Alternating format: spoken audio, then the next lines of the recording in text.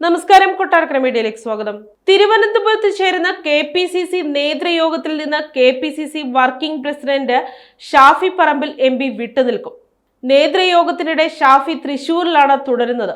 കാസർഗോഡ് KPSTയുടെ ജാഥ ഉദ്ഘാടനം ചെയ്യാൻ പോകുന്നുവെന്നാണ് ഷാഫിയുടെ പ്രതികരണം. KPCC പ്രസിഡന്റിന്റെ നിർദ്ദേശപ്രകാരമാണ് പോകുന്നതെന്നും ഷാഫി പറമ്പിൽ പറഞ്ഞു. രാഹുൽ മാങ്കൂട്ടത്തിനെതിരായ നടപടിയെ സംബന്ധിച്ച വിഷയങ്ങൾ KPCC നേതൃയോഗത്തിൽ ചർച്ച ചെയ്യാനിരിക്കെയാണ് ഷാഫി വിട്ടുനിൽക്കുന്നത്.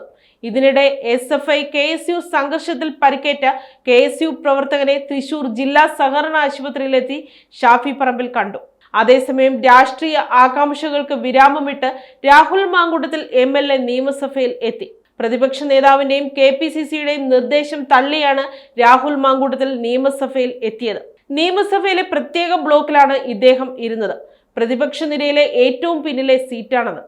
അതേസമയം രാഹുൽ എത്തിയത് മുതിർന്ന നേതാക്കളുടെ പിന്തുണയോടെ ആണെന്നാണ് വിവരം. കഴിഞ്ഞ ദിവസം രാത്രി മുതിർന്ന നേതാക്കൾ വിളിച്ച് സഭയിലേക്ക് വരണമെന്ന് ആവശ്യപ്പെട്ടുവെന്നും ആദ്യം എതിർത്തെങ്കിലും പിന്നീട് രാഹുൽ വരാമെന്ന് അറിയിക്കുകയായിരുന്നുവെന്നുമാണ് സൂചന.